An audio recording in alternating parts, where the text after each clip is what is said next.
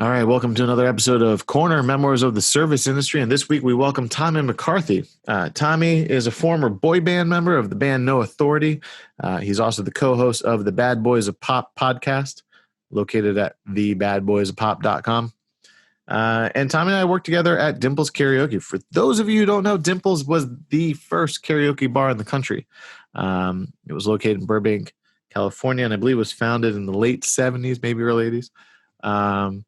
Man, it was a trip working there, guys. We worked there in the early 2000s at the height of karaoke's popularity here, at least in Los Angeles, but it was gaining popularity across the country.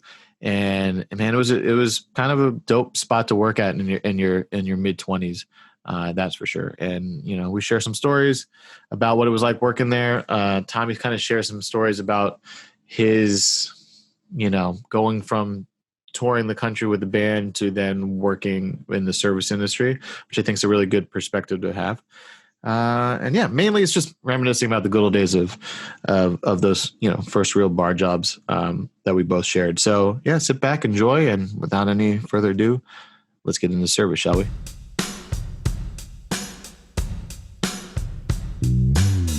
You're listening to Corner Memoirs of the Service Industry, a podcast set out to document the lives of those who work in service and hospitality. I'm Eric Achopo, and I'll be running the front of the house tonight. I'm a 22-year vet in the bar and restaurant scene and have worked and managed everything from Michelin star restaurants to dive bars and everything in between. I'm sitting down with members of our industry to talk about why they love doing what they do and share some stories along the way. Around every corner is a new story, a new hire, and a new experience. All right, let's get into it, dude. Tommy McCarthy, how the hell are you, my friend? It's a long time. I'm doing excellent, man. Yeah. It has been a long time. Yeah. What did I used to call you? Carpaccio? Carpaccio. Kim used to call me Kaki Poo Poo for all the listening fans out there. For those who don't know, Tommy McCarthy, former pop star of No Authority, boy band from the 90s, the host of the Bad Boys of Pop podcast. You can find that at thebadboysofpop.com. You're streaming every, Monday and Thursday? Yeah, we do Mondays and Thursdays, generally 3 p.m. Pacific. Currently, Eric, my co-host is Eric, actually. Oh, funny.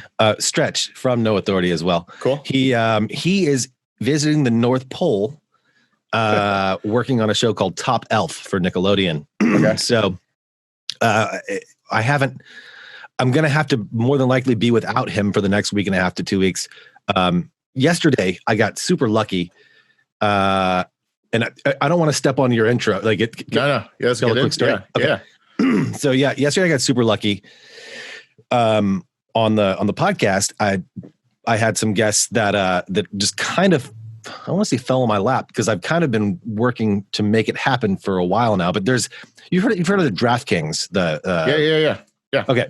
So I love DraftKings. I play fantasy sports, and what they've been doing during the pandemic, they actually started doing a free, like back in March, free Madden simulation games that you could play in and win like DK dollars and stuff like that. And now they're actually doing it like for real money. It's crazy, but but they actually they were doing 6 games a day. Oh wow! And they would have a play-by-play and a color guy calling all the games, right? And so these there was one guy shaved his eyebrows off on a if we reach 700 or listeners or whatever it was, all these wacky things in the beginning, and then 1 week turns into 2 weeks, into a month, and like 2 months. Next thing you know, 7 months later, they're still doing these things, and now these guys are kind of household names. There's a whole thing called the DK Sim Fam that we call ourselves, the people that watch on the games on YouTube and play along. Anyway, two of the guys, one Adam Kaufman, he's actually a big sports guy in Boston area, and he's one of the more prominent hosts there on DK. Right. He came on. We had him on, and we also had a fellow named Jason Rossi come along, and he has a podcast called the Pop Podcast Pile Driver with a buddy. So it was really cool to have them on in lieu of Eric. your co-host. But I want him back. I want Stretch back, obviously ASAP. But in the meantime, working on getting some. I might have to bring you on. Come on. I might have to get you on. Why not? Yeah. I'm down, dude. Whenever. Cool. I've realized that I really just kind of enjoyed this interaction, this talking to people, and kind of wait until to be able to do it in person, because I feel like, there's a little disconnect. But it's been fun. I'm down to do whatever. But it's a different dynamic. It's a different dynamic. Totally is. Sitting down and I miss that. But in these times, this I've found has brought me a little bit of sanity, and it makes me feel like I've hung out with some people. Sure. When I actually haven't. That's kind of how I view it. Yeah. Plus, doing it this way over a Zoom call or a video call is way easier than having to set up cameras and all that. And I agree. 100%. I don't have to deal with multiple footage shit, and it's simple. Like four camera shoot where you got to cut between and get the, I agree. But let's get to at hand. This is a show about the service industry, and Tommy and I worked at the famous, now forever gone, Dimples Karaoke out of Burbank, California. And for those who may not be familiar, Dimples Karaoke was the first karaoke bar 24/7. Well, not 24/7, but like every single day of the week, karaoke bar in America. Yeah. The owner, Sal Ferraro, was in Japan, saw karaoke in the 70s, brought it over in the late 70s, and then because he ran a travel agency, right? Ran a travel agency, yeah. And he had a couple other bars, and then he bought a karaoke machine, and then the rest is history, as they say. And we happened to work in the early 2000s there, and I'd argue it was the height. It was like the maximum peak of that bar's like history. Like when we were working there was lines around the block on a Friday and Saturday night to get in. It was like karaoke was the thing to do. Oh yeah. In Hollywood. And it would draw people from the studios because they're right across the street. So you would have, folks from, Jay Leno or whatever. You have actors and all kinds of interesting characters pop over. And they'd film stuff there all the time too. Yeah. I mean, Jay Leno was right across the street. That was where his studios was. And he filmed at least like 4 segments over like the course of the 90s and 2000s, like when he was running it. At least 4 that I know of, that he was like, hey, let's shoot over to our correspondent over at Dimples right across the street. And then Sal would be there drinking his wine, trying to be all, doing his best Hugh Hefner impersonation. What was his? I know it was always red. It was a cab? It was cab, and it was like Woodford, like Woodbridge or whatever, like the really crappy white, but red wine. Like he just got it on bulk. You get the big ass Magnum bottles, but he acquired the taste for it, because that's every single time you come in, you would have that glass ready, right? Mm-hmm. That was the thing. Like Sal's coming in, have to get the glass on the counter, get it ready for him. Yeah, and I mean, dude. Okay, so you can kind of speak a little bit to this to people listening at home. Yeah. Sal is a very particular man. Like he's very controlled, oriented in how he runs a bar. He's an old school guy. It's got to be done his way or get the fuck out. But he wouldn't come in right away. So we would most likely be there kind of manning the bar, opening up the bar at like 4 or 5 o'clock. And it would just be the employees running things. There wasn't like a manager or anything. We would just open it up, set everything up, and get to go. And there wasn't a day that went by where he didn't show up around 7:30 and not yell at somebody that something was wrong right away. And it was recently as like 2 years ago, I've had nightmares of me working in the sound booth and something's wrong and Sal walking in and just reaming me for Come something. On, babe. Yeah, babe. Dude, it's nightmares I have of that. I remember... And I don't think we had official lookouts, but I remember like at least a few times a week for sure when I was working. It was a door guy or somebody would come over. Sal just parked. Yep. Get the wine ready, right? So you're like, okay, all right, here we go, guys. It's showtime. Because we wouldn't really be busy for happy hour all that often. It'd be regulars, and it was kind of an autopilot bar in that sense. It was the regulars. They just came in. You'd have 4 or 5 people sitting there drinking for the first shift of the night, and then they leave around 9 o'clock, and then you'd have more. You knew who was going to order food. You knew exactly. Yeah. But so there was always somebody outside smoking, and Sal used to park like way up the block, and he By had the bridge, at the by the bridge, and he had an old school Mercedes 2-door, Yep. A and little white Mercedes. and so it was recognizable, and he was an old man, so he like was shuffling. You knew you had like a good 12 minutes from when he parked and got out of his car till he was in the door, and everyone was like, "Sal's here," and lights would be dimmed and adjusted, and music volume would be adjusted, and things would be, you know. And the thing about Sal too is like he was weird. He didn't want you to bust tables. He goes, if no one's in the bar, he's like, leave dirty glasses on the tables Because it looks busier. because it looked busier. Yeah. And he was like, it's too clean in here. Where is everybody? And like, you're like, Sal, there's been nobody in here. He's like, I don't care. Like, it was all about the way it looked in that place. And I feel like, I'm going to chronologically skip ahead a little bit. Sure, yeah. But feel free to we can come back. Yeah. So towards the end of the life of Dimples in that form, Bar Rescue came in. Yeah. And if you've seen the show, you know, the guy comes in and he makes changes. Like, this got to go. This got to go. And as you said, Sal doesn't like change. Yeah. Right. So there was a lot of butting heads there. And I feel like, to relate it to what you just said, the way that they streamlined everything and cleaned everything up, I feel like that went against everything that Sal stood for. He liked the kitschy, you know, with the little, with the Halloween thing there. Yeah, and then, like old Halloween stuff that'd be up there all year round, like a creepy butler guy, and it, you know, he liked the smell of the dust and the mildew. He liked, like, that felt homey, right? Yeah. And I can understand that because walking in there, you know, oh, I'm in Dimples. Yeah. Like the smell, the sounds, the way everything looked, the way everything, the atmosphere, the damp air, like everything felt like Dimples, right? You knew you were there. Yeah. And that was the thing that, like, I always felt that they went too far in the wrong direction. Like, they didn't appreciate what Dimples was when they changed it. There was a lot of things that they did which was like stellar. Like, it was really like, it, you know, it needed new carpeting for one, but they just in cleaning up the bar area to make things easier to access, and that sure. But they didn't. It's like they weren't like treating it with respect, in the sense that, like, Dimples had a certain look. It had old film equipment and old photos of starlets from back in the day. Mm-hmm. And it was just stained glass from studios. And it was like walking into, it was like what it was like a museum. Yeah, it was a museum. It was like what TGI Fridays thought it was doing, but like a real life version of it. It was just tchotchkes everywhere and museum pieces and art and, you know, this poster and that movie still. And it was just a museum of Hollywood. It was like the Hard Rock Cafe, but legit. Yeah. Like, but real stuff. And it was like in that, and it was in what, like 1,000 square feet. You know what I mean? It was everything was packed in.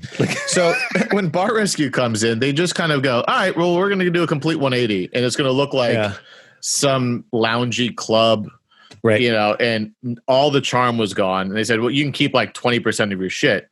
And what Sal did was Sal didn't throw anything away. It just moved everything to his property, to his house, and left stuff in the parking lot. So as soon as they were done, he was like slowly bringing stuff back in. And that's like, awesome. And trying to dirty it back up again. But it was never the same. It definitely lost, you know, all of its charm.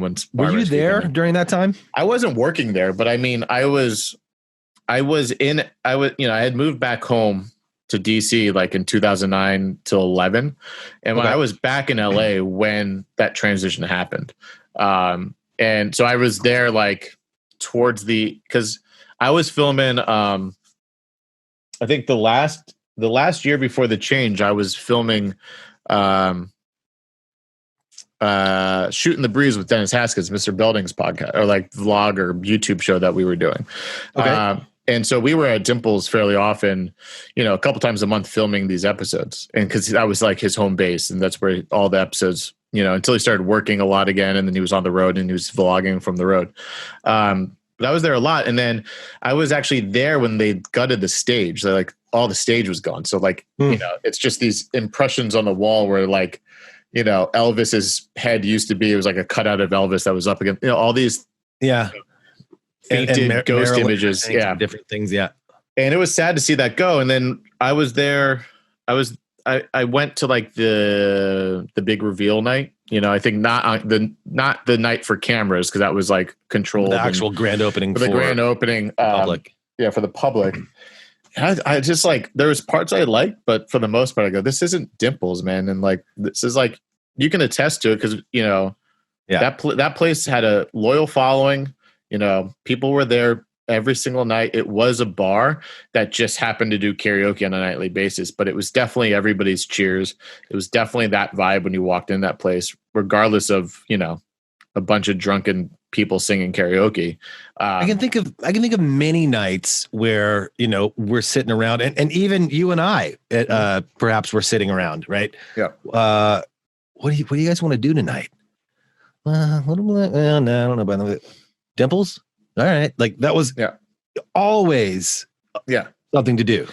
You always knew you would go there and see somebody, right? Like that was the thing, is like, if this was kind of a little bit before text messaging was really like all that super popular. People still made phone calls and still like, showed up randomly at your house. But like, you knew that like, oh man, I don't know what's going on. Like that movie sold out or somebody flaked. Let me just go to Dimples and I know I'll see somebody, and then something will happen from there on out. Either we stay there all night and have a great time, or we'll gather up our shit and we'll go like into Hollywood. Go to a house party or go to a house party. Exactly. Yeah.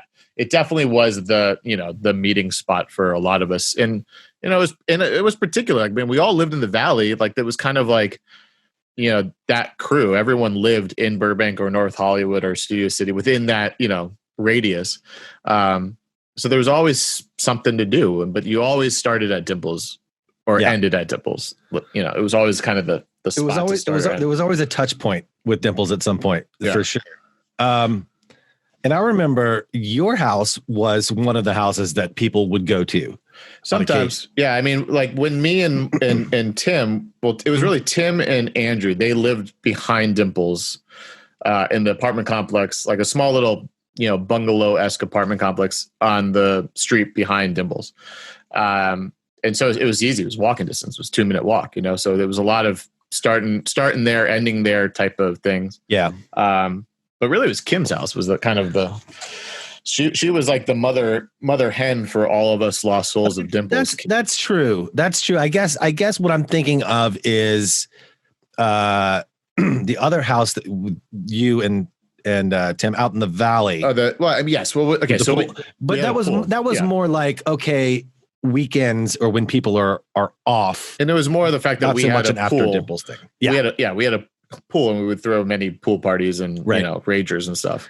And I slept on the couch with you at your place. I would for months. Like, I mean, you lived with us when we were in the Studio City place, when we were living in a building that was going to get torn down. Yes. And so the landlord was like, I don't know when we're tearing it down, so you can just keep paying me and keep staying here. So we're kind of like giving them a little money on their table and just like squatting. Everyone had moved out. The apartment complex was empty. And we were just staying there until the bitter fucking end. I remember that's when I smashed my finger. Do you remember that? I smashed it on the set of it was like a little independent horror flick, and somebody just like smashed it inside of a door, putting their body against it. And I remember it was just so nasty and like pussy, and I'm just walking around like going to the. I remember going to the liquor store, like I need to self-medicate with some beers. Yeah. And I'm sitting there with this nasty finger, and the guy's looking at me like, "You okay?" Like, "I'm good. Yeah, man, I'm fine." Yeah, that was right there towards the end of that complex. That's completely wiped out now. It's that complex is gone. It's some stupid apartment complex. It was an old Hollywood bungalow. I remember concrete floors, right? It's concrete floors and amoeba shaped pool. And I remember like one of the old guys that lived there walked me around when I first moved in. It's like, so in this apartment was this starlet back in the 40s, and this producer lived here, and this director lived here, and it was definitely one of those, had history and charms, and then of course due to progress they tear it down. And sad to see things like this go, like Dimples, for example. Dimples is a Whole Foods now. The entrance to where Dimples was is the entrance to a Whole Foods. Naturally. It's like, that's with apartments built on top. Built above it. Yeah. Yeah.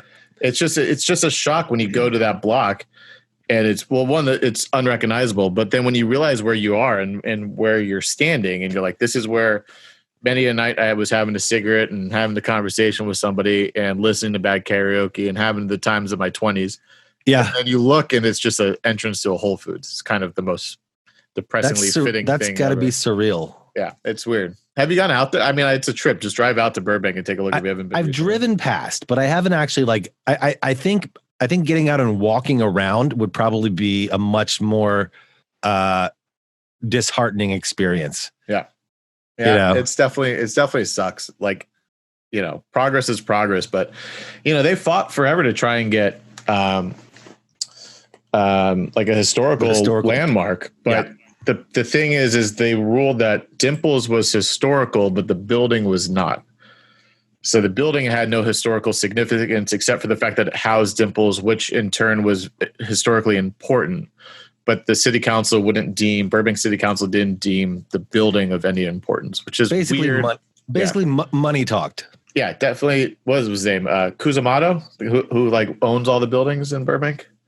I might have a hit out on me now for just mentioning his name, but watch out. So yeah, Dimples, those days were very interesting. And I kind of cut my teeth in that industry at Dimples. I used to go there when I was in No Authority in my boy band. Yep. We'd go hang out there and I remember I'd go. There was one kind of surreal thing that happened. So the group broke up, right? And I go to Sal and I was like, hey, I need a job. I need to work. Yeah. Do you have anything? He's like, you don't want to work for me, babe. You don't want to.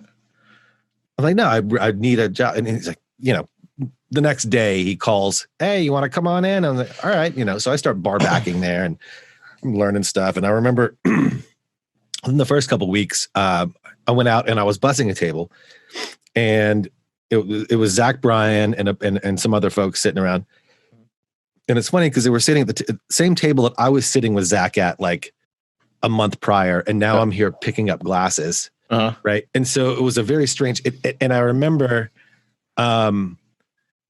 like, hey, you guys need anything? And they're just like, no, like, you like, they're like, do you want to come hang out? Do you want? Right? It was kind of an awkward kind of thing, right? Because you're going from being there to be entertained to being there to actually entertain and help. Yeah. Right.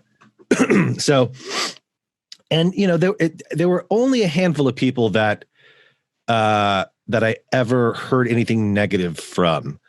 And to those people, I just said, you're going to give a hard time to someone for working for a living? Like that's ridiculous. Yeah. Like you've got to understand, you've got to humble yourself. Let me try it again. You got to humble yourself to realize you're not like, no one is better than anyone. No one doesn't deserve to have to work for their living to some degree. Right. Yeah.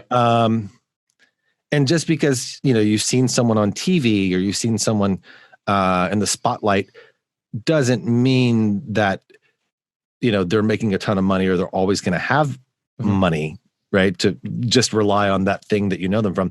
And it reminds me of when I saw, so Chasing Amy was one of my favorite movies. And I know you love those guys. You love those totally. movies. And I remember when I first moved to LA, I worked in the Sherman Oaks Galleria at Noah's Bagels. Sorry, no, Lorena Plaza, Noah's Bagels, near the Sherman Oaks Galleria. And I went to the Galleria. There was a record store there. I don't remember if it was Tower or what it was, but I went to a record store there and I'm walking around and all of a sudden I see the guy. And it was a guy from Chasing Amy. He was working there. Yeah. And I remember thinking, well, that's weird. Like, because I didn't understand the business yet. Yeah. Right. I was fresh. I was new. Was it Jason Lee? Cause that was like his second movie. So no, it was the guy, it was African-American guy. Okay. Yeah. The comic book artist. Yeah. Yeah. And he, and so he's in there and And I remember wanting to ask him what he's doing there because it was weird to me. But then I was like, no, I probably shouldn't, just because it's kind of a weird question, right? So then, fast forward to being in a similar position. I'm glad that I didn't ask him. Yeah. Right. Because the answer is obvious. Yeah. Right? It's like, hey, you're working. Yeah. Have you had any experiences like that with anyone? I've had that in a sense where, like, I've talked about it before, in the notion of relating to people when they come in of some sort of fame or notoriety, and then feeling like you're making a real connection. And then when they leave, they kind of pat you on the head and say, thanks for being my servant for the night, like in that, without actually saying that, but it's kind of that feeling that you realize, there is a stigma that, you're waiting on somebody, and that automatically puts you on a different level than them. What I think you're touching on that I haven't had a chance to talk about on the show is kind of that it's similar in that vein about, like, being in this service industry. It kind of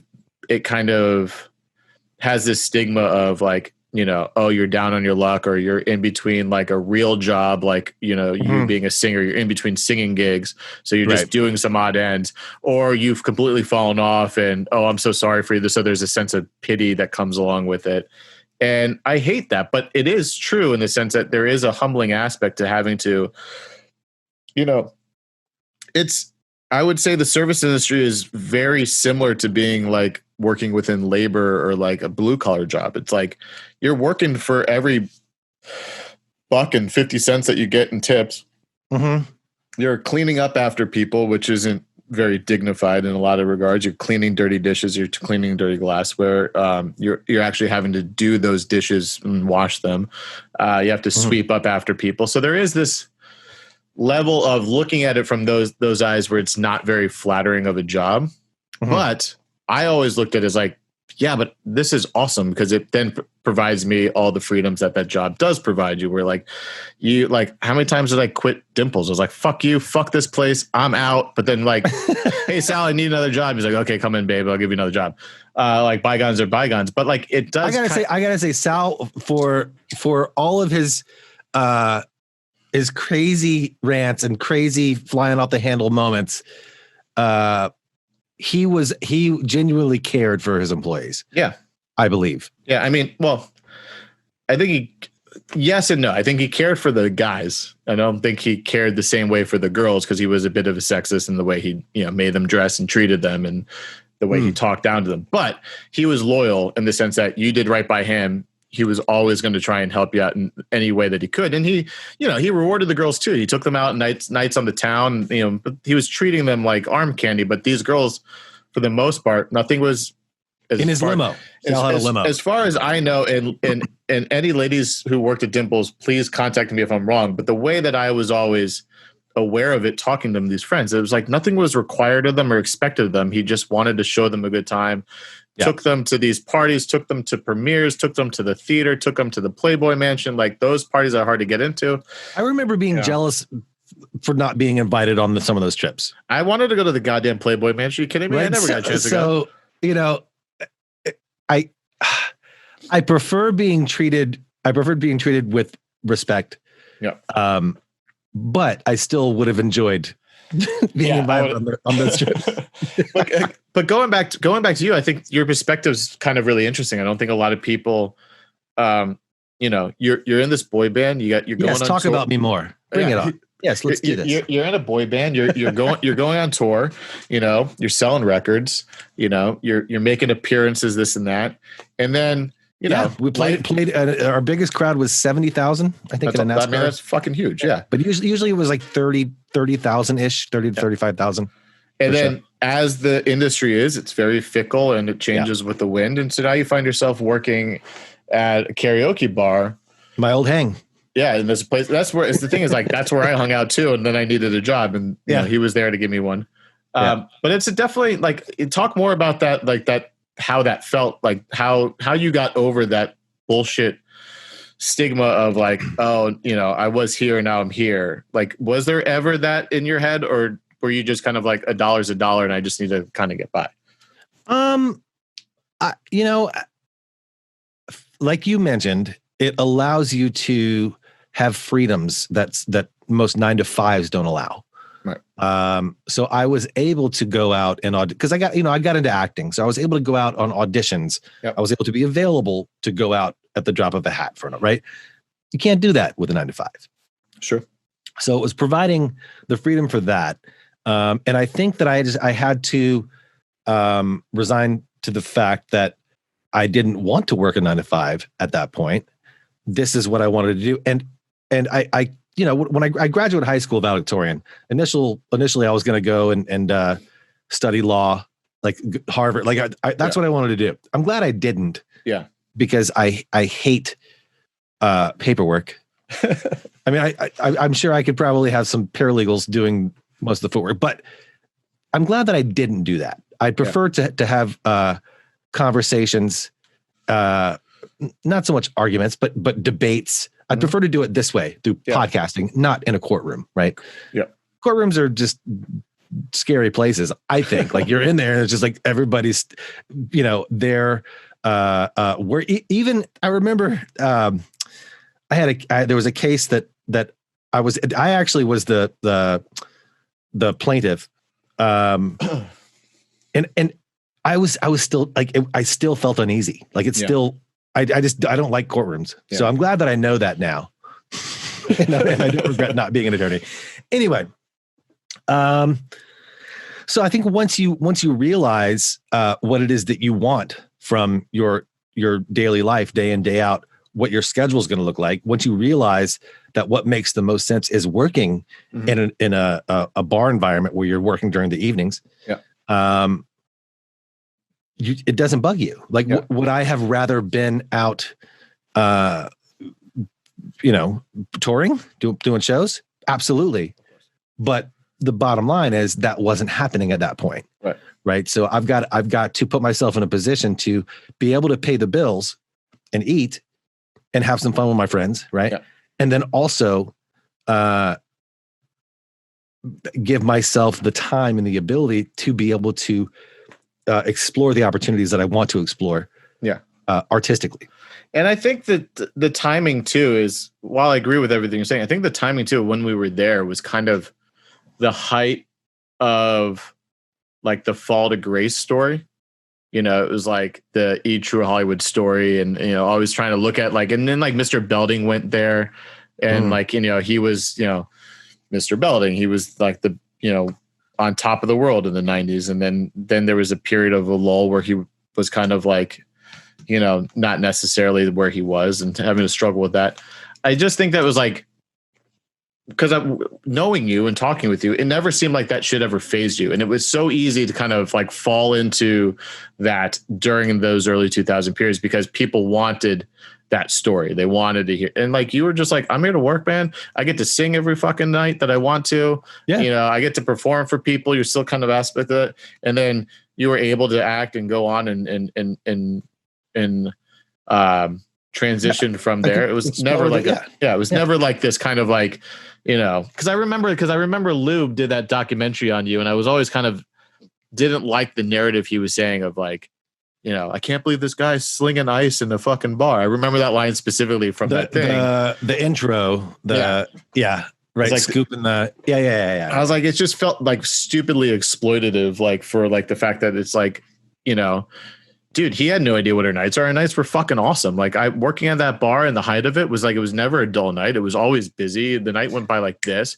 You were able to drink on the job. I was gonna say the night went by like this, especially if you were having beverages as you worked. Yeah, exactly. And then we would go and hang out till like 4 or 5 in the morning. I mean, it was like, that was when I think of like all the cliche, I work in a bar, it's Dimples, man. All those stories were there. Yeah. It was like a little family that worked together, but then also like had a great time hanging out together as well. Yeah. I mean, family is the right word, because we all, there wasn't a day that like our day off was still either back at that bar drinking, because Sal didn't care if you came in on your day off, or it was hang out with other people who had a day off.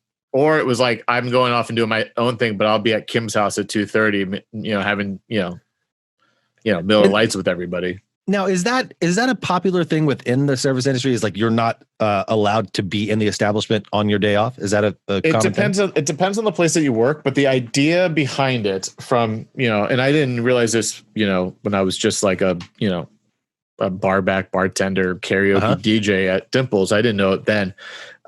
So I had some learning curves with it, but from being a manager more recently, the idea behind that is that if you were to come in and you work at the bar and you sit down at the bar and I'm the manager and I'm doing around, I don't trust that you're not going to be given shots and shit for free because your friends behind the bar, and it's bad enough that their friends who don't work here, or I have to worry about getting shit for free. Then I know like it's just in certain places they view that as an opportunity for shit to be stolen and given away for free.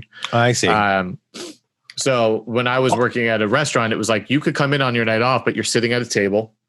That way there's your limited interaction with other staff members. You're not distracting staff members that are working who need to be attending the customers and caught up with the local bullshit drama with you. That type of stuff. So it's frowned upon in some places, but I mean, most bars don't give a shit. It's just the restaurants that do.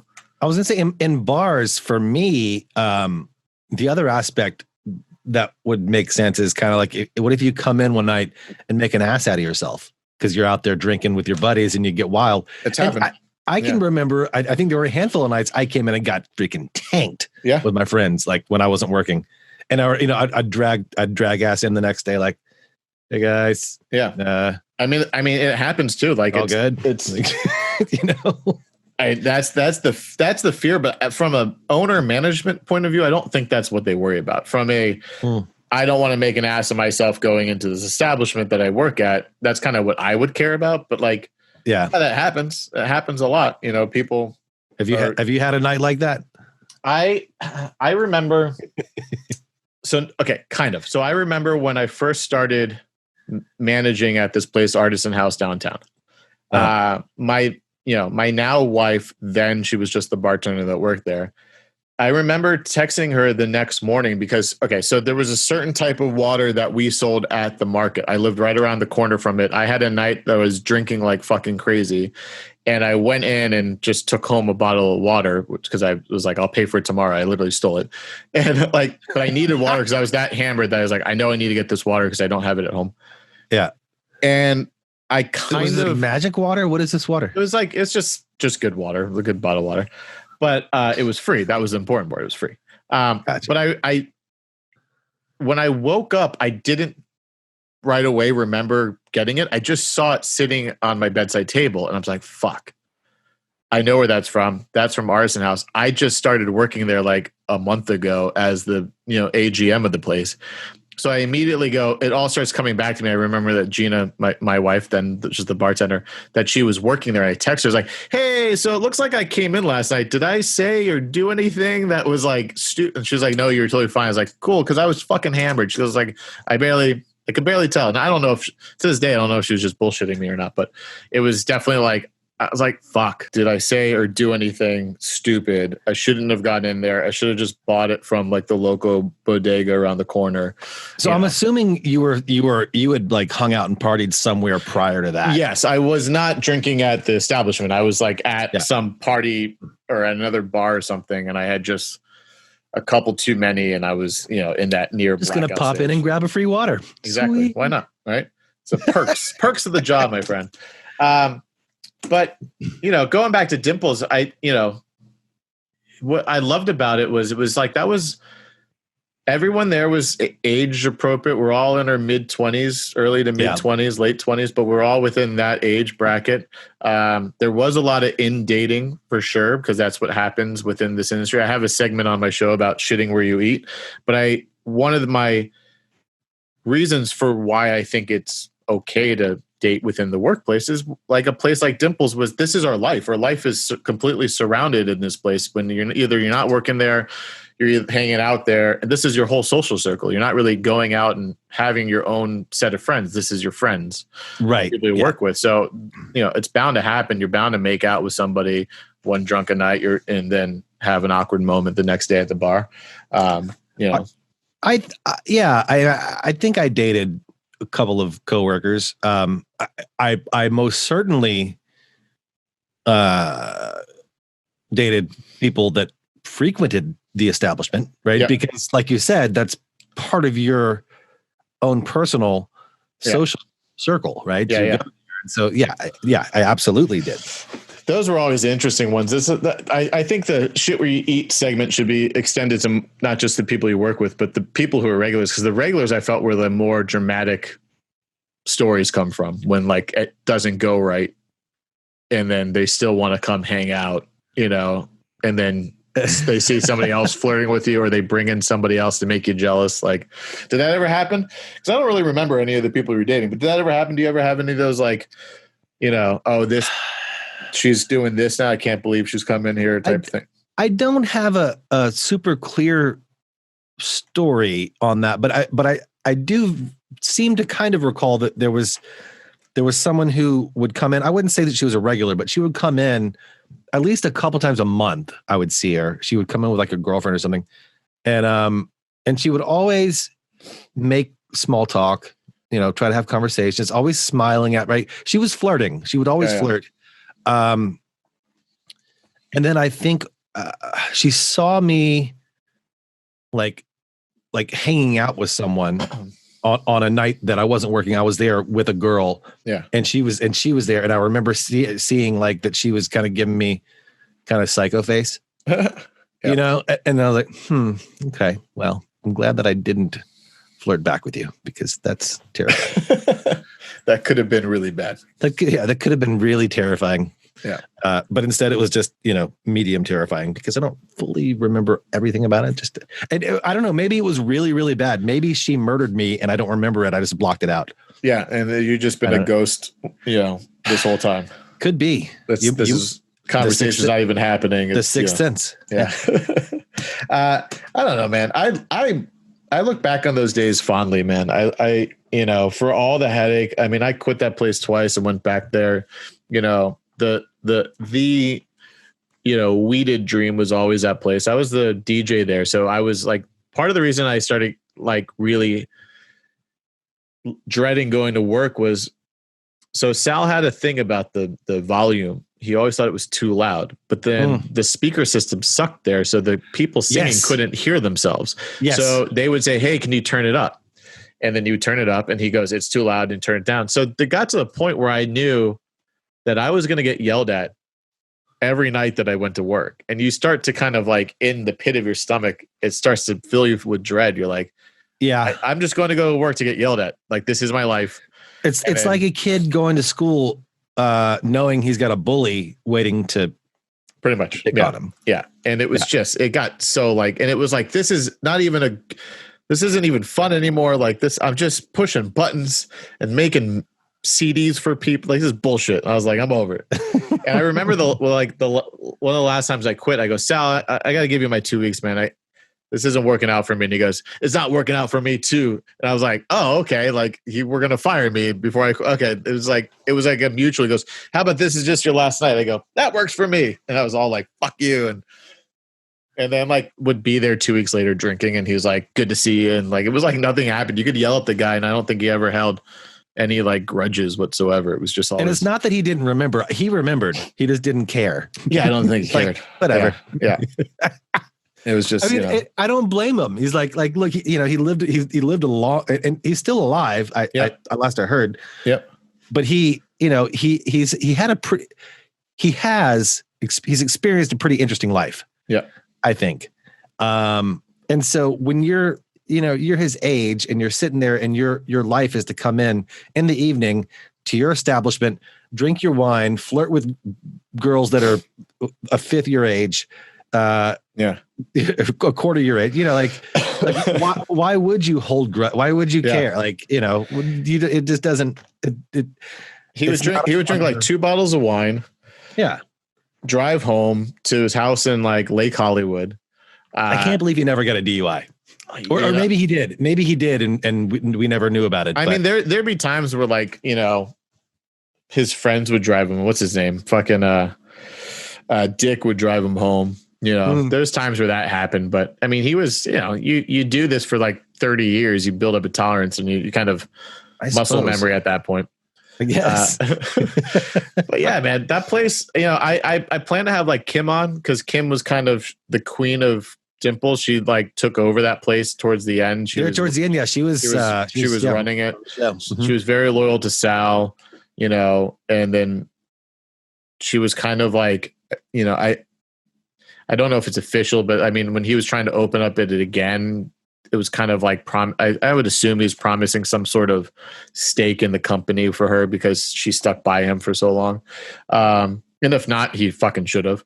But yeah, I just, that was the 20s, man. That was like our 20s in Hollywood. And and honestly, the last really great decade of LA, I think, was early 2000s to about 2010. Like that, 8 or 9 years, like Hollywood, the Sunset Strip was still like very much like the Sunset Strip used to be. It was like the tail end. The record companies were still a thing. The Hollywood system was still a thing. TMZ wasn't quite as much of a thing yet. Right.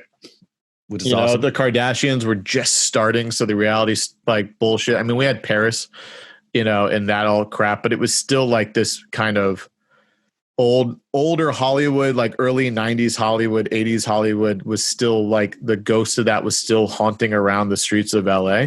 I don't think Dimples would succeed in this market ever again. And there's a reason why Dimples closed down ultimately, because it fell out of fashion, but it was definitely, I think we were there. I mean, I think the only other time to be there would have been the 80s when it was like, it was the only bar in town. But I mean, fuck, they had karaoke shows like on network TV. Like it was like karaoke was the thing. Yeah. And we happened to work at the best one that was around. I think I might disagree though. I think if Dimples somehow could capture that kitschy, dusty, dank vibe, maybe with a better sound system. Yeah. If they could capture that and they were open 7 nights a week, that I think that could work if it's in an area like maybe near the arts district, in North Hollywood. Or some. I haven't been downtown, so I'm not sure how that's growing, but the arts district I think would be a perfect place for something like that because there are so many people, so many actors and performers and entertainers in that densely populated area, and then the subway is right there as well. So you could actually, take the train. You got to keep in mind, like this is before Twitter. This is before Instagram, Snapchat, social media was just kind of, I mean, I remember distinctly being on like Friendster when I first started working there, and then MySpace became a thing, and then Facebook, like I just dated how old I was. But, now as a celebrity, like your worry when you go out is to be somebody's going to be filming you, Yeah. And that's true. Back then, nobody gave a shit. We filmed them. We had like a highlight reel of all these drunk celebrities coming in and like, and being us. Hey, I have a question for you because I mentioned this on the show before. Were you working there the night of Kiefer Sutherland's birthday party where he kept the place open till like the wee hours of the morning? Was that before your time or were you there? I don't recall that, but I do recall. I do recall because my wife just made me watch the Twilight saga, the Twilight series, and I do recall when the two of them came in. Yeah, I remember that, and got pretty tanked and handsy. Yeah, it was like right before that became public too. Like it was like, I don't think it was as public knowledge that Robert Pattinson and Stewart were dating. Right, they were like incognito. She was wearing a ball cap. I remember. Yeah. There's a video. There's definitely a DVD. I think there's definitely somewhere. So, you know what? Sal should just sell his entire DVD collection to TMZ and just like, here you go. Or just put it on YouTube, man. Just put it on YouTube. Dimples Showcase to the best of, Look, when you walked in, it said you were being filmed. Said you were being taped. Yeah, and everyone knew it. Like, I mean, like everyone from like Charlize Theron, Brandon Routh, just when he did Superman Returns, any pop star known to man was in there. The Osborne kids came in all the time. You have to, you know what? Somebody needs to grab that archive, I think Mike has it. Like Mike Ramirez has all of it. all you had to do, get clearances for standard karaoke catalog, right? Yeah. And then you've got a legit, if not a documentary, you could potentially even do a series of through the decades, the different celebrities or different funny, crazy things that were caught on camera. I would watch that for sure, but I worked there. But I think it would entertain a lot of people, especially if you got crazy and intercut interviews with people that were there and witnessed some of these things. I mean, I think if you just got celebrities to sign on and talk about their nights there, what they could remember, because let's be honest, the cost of entry to do karaoke is being hammered. Not a lot of people were like stone cold sober singing karaoke. They were like, I need some liquid courage in order to get up there and do it. And celebrities are no excuse to this. Like they're not excused from this, rather. So you had a lot of drunken, like pop stars. I mean, shit, dude. Like big names. Like think about like at the height of her career, Britney comes in and performs karaoke to like a semi-packed bar. It wasn't even that busy the night. She came in like on a Tuesday or Wednesday, but she sings karaoke and she does her dance numbers. Like that shit could not happen today. Like Billie Eilish isn't going on fucking Dimples stage today being how famous she is. Like it just, there's too many hands in. Have you seen Britney's Instagram? Oh my God. It's just a cry for help, my friend. I begged. She would come into Dimples today. No, I didn't say her. I said like the equivalent of her would be somebody like Billie Eilish. Like that's the equivalent. Britney would be there every night. She would host it. She would have Sal. She's like it would be her side job. She would. She would be the host. I would go back in. I would bartend. You'd be spinning. Yeah, spinning. Right, spinning. Just quote unquote. Pressing play on a computer. Oh man. That would be hilarious. Yeah, man. Good times, dude. Like, hey, okay. So let's like kind of put a button on it. Like, sure. Like couple favorite memories. Like, what stands out when you think back of those days? Like, what's the first couple things you think about? Like, well, I know this is a service industry podcast. So to speak to that a little bit, I will say I have to commend Sal on his hourly pay. Yeah, it was above, right? He was very good at paying, because a lot of places they'll get away with paying, $2-3 or something ridiculous. Yeah. Because they're saying, well, you're going to get the bulk of your money in these tips, right? Yeah. And I'm sure a lot has changed now. I know there's service fees added. So the thing is California is a minimum wage state. So we were all making minimum wage. Like anyone who works in the service industry makes minimum wage plus their tips. A lot of states don't do that. They could pay you $2.50 an hour because you're going to make tips. Sal, you're right. Sal paid slightly above minimum for everyone to work. He was paying, it was like 15 or something an hour or 14. And it was way more than any other bar that I worked at after. Mm-hmm. Like he was taking care of it, right? Yeah. And then the tips, some nights were good, some nights were. Yeah, I mean, it was depending on how busy we were. Even like the busiest nights, it wasn't like a tip making place. Their checks were definitely higher than because it wasn't like super fancy drinks. The beers were a little more expensive than they should have been, but no one's going to tip you crazy amount on a beer, right? So. Yeah. It was a shot in a beer place or like a 7 and 7 or Jack and Coke place. It wasn't like we were whipping out fancy cocktails and martinis in that place. Right. So it didn't lend itself to huge tipping generally. But I really enjoyed it. Like you said, it felt like a family. And I definitely, I would love to talk to Sal again and see how he's doing because it's been a minute. Have you talked to him at all about maybe coming on? I haven't talked to him about coming on only because I think the hurdle of the technology might be too much for him. I don't think so. I think he might need like a handler, so to speak. I mean, the dude's an old dude. He's like in his 80s, but I don't know if he'd be able to figure it out per se. But if I'm lucky enough to get this going in person within the next 6 months to a year, I'd love to sit down with him and talk with him. But I saw him on like his birthday 2 years ago, 2 years ago, went out to the Valley for his birthday, surprised everybody, surprised him. Cause he used to call me like every month for Dimples reunion, and I just stopped going and stopped picking up his phone. And he stopped calling eventually. Yeah. But Kim was like, "Oh, come on out. It's his birthday." And so the wife and I made the trek to Studio City and hung out and sang some karaoke. It was fun. Eddie was there hosting. Is he getting along fine? Like walk, because he was always super. He would carry the bottles out in the back doing the break. Like he looked the same. I mean, he had a slight shuffle into his feet more than usual. I mean, the dude's in his 80s, but physically he looks the same. He's a touch shorter. You know, Dick walked him to his car that night, which was cute, like an old married couple. You know, but like Dick looks old. Like that, he looks old. But Sal always looked old. Dick looked Dick looked like he was in his 50s, well into his 70s. You know what I mean? He was always a young looking guy. He had the kind of salt and pepper from time to time. But he had just, you know, good skin, didn't wrinkle, but now he looks a little bit older.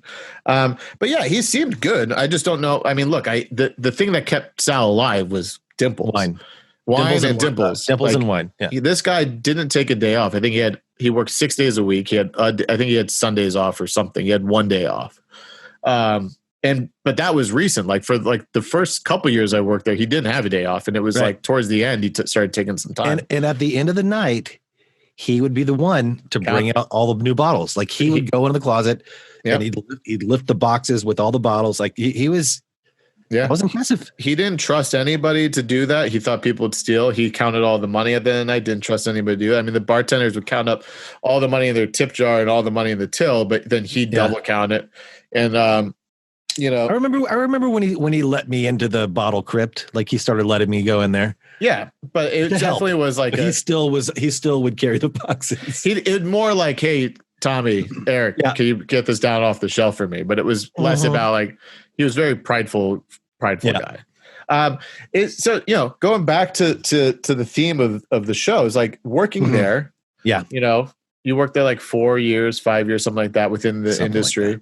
Like then you kind of got into the private sector a bit. But like any lessons you learned from that, anything that you still carry with you, and like it was developmental years of our young adult life, you know? Yeah.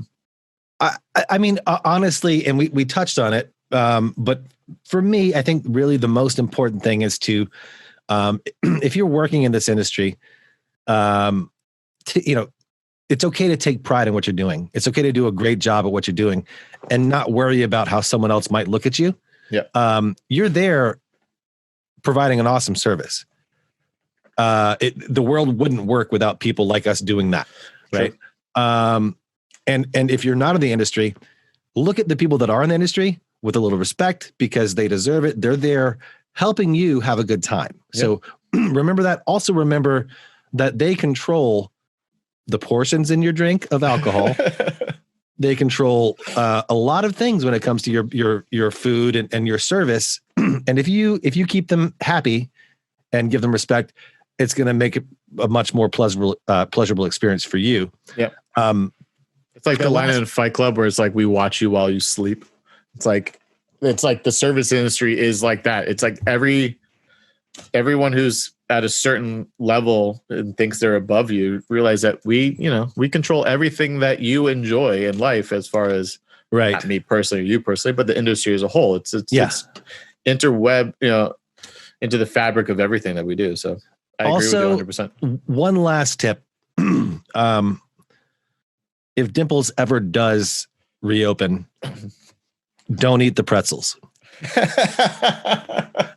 But also know this, if you went to Dimples back in the day and you ate the pretzels, you might be immune to COVID. Yeah, there's a good chance you're immune to COVID. That's probably why I don't have COVID, because I was stupid enough to be hungry and eat the pretzels. The pretzels and snack mix.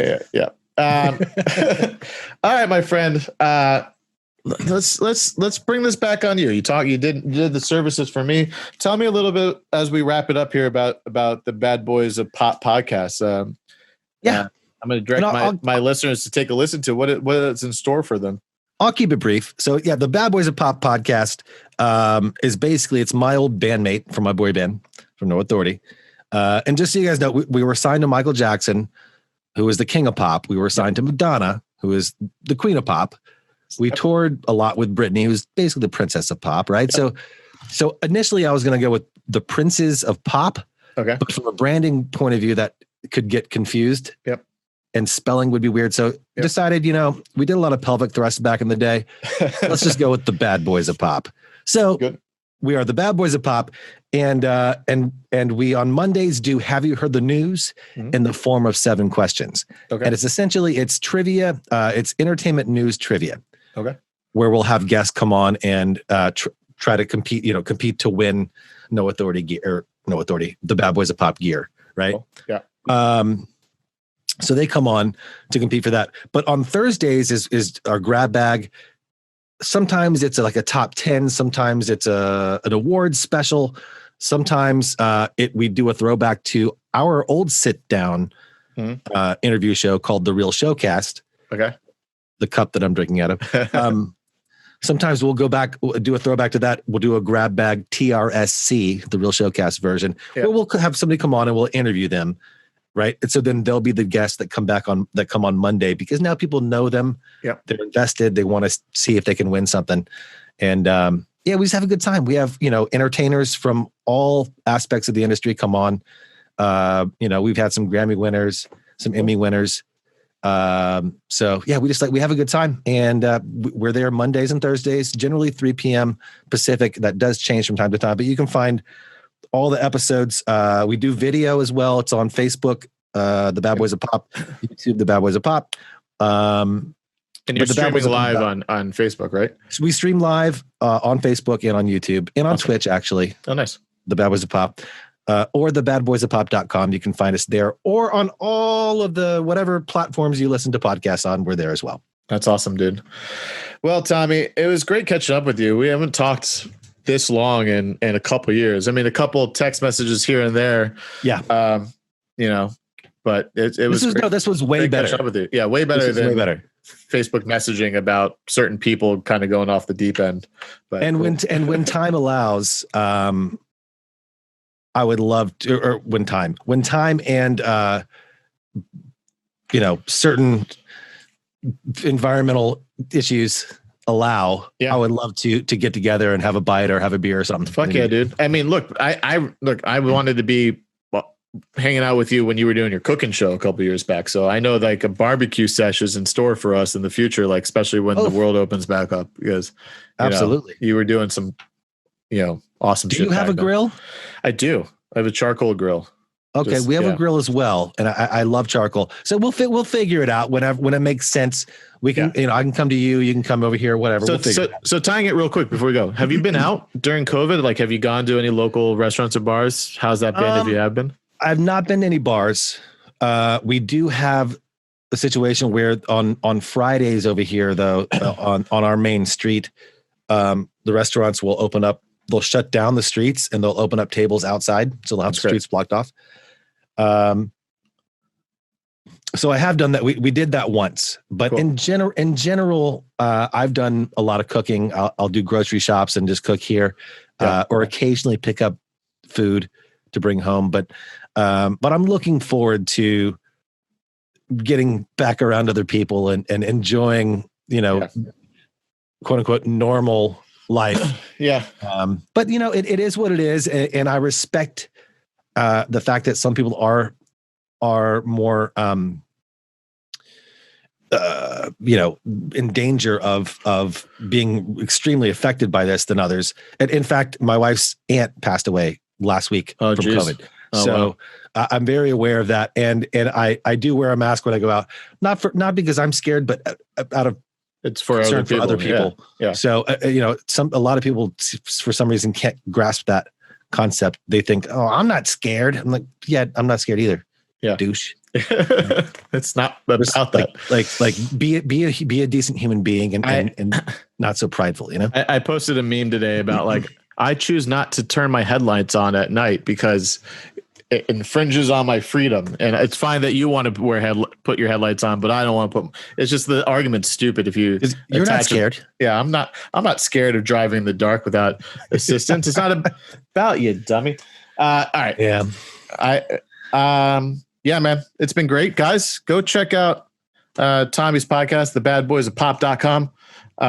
Every Monday and Thursday, you're streaming live on Facebook and YouTube and Twitch, as I said. Yep. Dude, it's been a pleasure to have you, man. I hope all the best with what you're doing. And I agree with you. I hope someday soon we can sit down in person and share a beer and then shoot the shit for a lot longer than about an hour. So sounds excellent, my brother. All right, guys, that wraps up another episode of Corner Memoirs of the Service Industry. I've been Eric as always. Tommy, thank you again for coming in. Guys, if you like the show, please leave us a thumbs up and a comment and subscribe on YouTube. Follow us along on Spotify and iTunes and all that jazz. And until next time, we'll talk to you later, guys. Have a good one.